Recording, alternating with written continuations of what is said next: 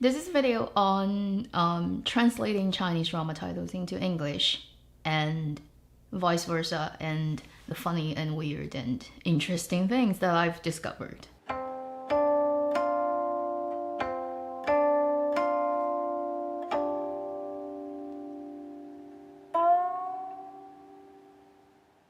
Hi, you're watching Avenue X, where Junkyun good storytelling shares her thoughts, knowledge, and occasional weird ideas on stories and how they're told. I was making a list yesterday trying to figure out if there is a pattern or a rule of how to translate Chinese drama titles. So today I'm just sharing my findings with you. In my analysis, I kind of discovered there are three types of translation. The first type probably is the most common type, is straightforward literal translation.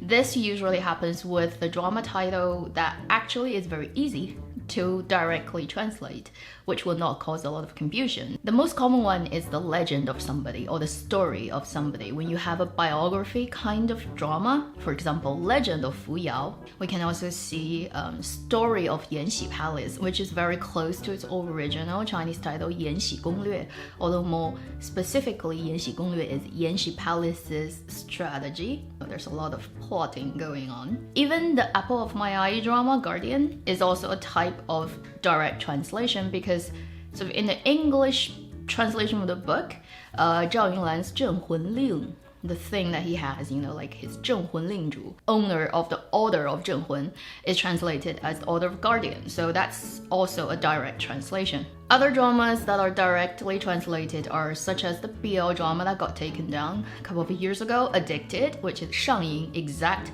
meaning translated into English. The period drama 三国机密, Secret of Three Kingdoms, also a direct translation. So this is the type of translation that's most common. I would say the safest one. So if anyone is trying to translate a Chinese drama title, to translate it literally if you can would be probably the best way to do it. Then we move on to the second category, which is it is different from the Chinese title. So it's not a literal translation of the title. Because of one reason or another, it cannot be directly translated, but then it refers to parts of the plot or some characters or some unique qualities of this drama that is still recognizable as a part of the drama.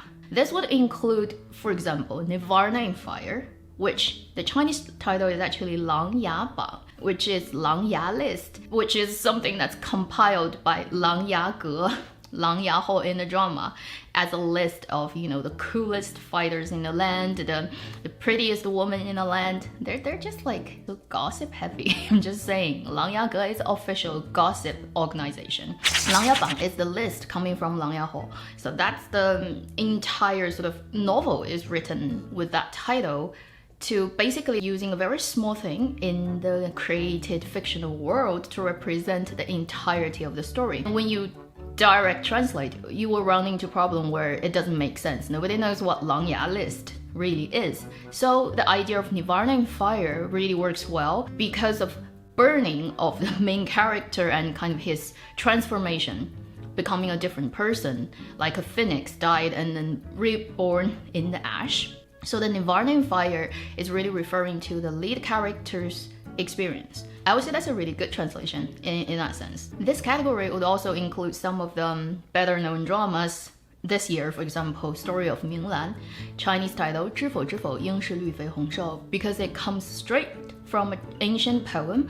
If you literally translate that line of poem, nobody would understand in English speaking realm what it means. So it's a good idea to translate it as story of the main lead character, because it is her life story really. So that makes a lot of sense. Even Untamed would be something like this. I think most people watching my channel already know. Original title 魔道祖师 is not allowed to be used because it has 魔道 in it, demonic, practice. So the Chinese drama changed it to 陈情令, which actually doesn't really make perfect sense, but it includes the flute's name of the main lead character. Then the English translation, because if you say 陈情令, direct translation will still be very confusing. Nobody would know what it means. And you can't really use demonic practice, that title. So they opt for the Untamed. This is describing the character of the characters, or more like the, not necessarily personality, but the quality of the two main leads. they are untamed in their own way. Very different, but actually both are untamed, I would say. So that's actually a really good translation as well. I would summarize that if a title is translated in this way, usually it is because if you direct translate the title, it will be confusing. Most likely the original Chinese title actually refers too much to the culture and the linguistic tradition that doesn't really have equivalent in English, or without knowing all the background information, the title will become completely meaningless really to people who speak English. Then we have to talk about the last category, which is the category I call slap it on. When it comes to this type of translation, it basically just randomly picks some English words that kind of make sense but actually doesn't tell you anything about what the drama is about. And the most famous culprit are actually the series of dramas coming from Croton Media, 10 Miles of Peach Blossoms, Love and Destiny. I call it 10 Miles of Peach Blossoms because most people on my channel knows what it is. And it is one version of translation, but still in many places, the official title of this drama is translated as Eternal Love. Let's just talk about how vague that is. Eternal love. Like, you can argue, everybody wants their love to be eternal in some ways. It can be applied to everything, therefore it doesn't have actually any meaning. So why? You know, it's so random. It's just you pick two words in English dictionary and you put them together and hopefully that means something. It's so lazy. I mean, 10 Miles of Peach Blossoms is fine. It's just fine. That's the literal translation from Chinese title. If you think 3 lifetimes is too long to add on to it. Not to mention, there's another drama which is called 双世宠妃 that is translated officially as The Eternal Love. So you have eternal love battling the eternal love. 双世宠妃's meaning is like double or 2 lifetimes adored. Sort of princess. I would translate that. At least bring in double life and princess, you know, somehow arrange that into English title would make much more sense. Love and Destiny. Chen Xiyuan, the Chinese title, is one character from the male lead's name, one character from the female lead's name, and their yuan, which needs in-depth explanation in my previous video, but still, somehow bring their name together probably will work. Just don't say love and destiny. It's again like so vague, it doesn't mean anything. And the worst of this category has to go to 何以笙箫默. 何以笙箫默. It's both a film and also a drama. I don't like the story. I don't like either version. If you've seen it, you know translation is my sunshine. Oh god, like it's so irrelevant. 何以笙箫默 is a clever play of the 2 lead characters' name, 何以琛 and 赵默笙, and mashed together it actually means why is the music instrument silent now? Because 笙 is a particular pipe traditional music instrument, and xiao is what I've shown you in the Untamed live stream, that pipe music instrument again. So why are these 2 things silent now? It's kind of referring to the relationship of the 2 lead characters. They used to be lovers, now they're not, and they've gone through, you know, many years of separation, and now they come back together, and you know, that's the story's gist. The ideal translation would be actually bringing that idea into the title. Not my sunshine. It's not sunshine heavy in this drama, let's just say. This is such a bad translation, it doesn't even get anything across. So this is the worst type. Oh, and actually this is not the worst type. The worst type is totally doesn't make any sense, which is 下一站幸福's translation. You know, I've just made a video about it. The Chinese title is actually the next stop is happiness. You know, or happiness is at next stop. That's fine. Literal translation. People who can actually understand both languages sufficiently enough will immediately understand which it is referring to or translating into. And you call it Autumn's Concerto. Like, where does that come from? Like, where?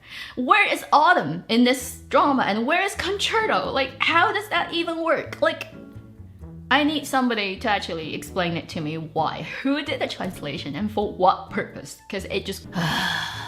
You know, it will be unfair if I'm only talking about Chinese titles translated into English. Let's see the reverse, like English titled stuff translated into Chinese. And I've prepared a couple of really ridiculous ones. But these are all cinematic and film, because when it comes to dramas, usually you get a very normal translation coming somehow in a drama land.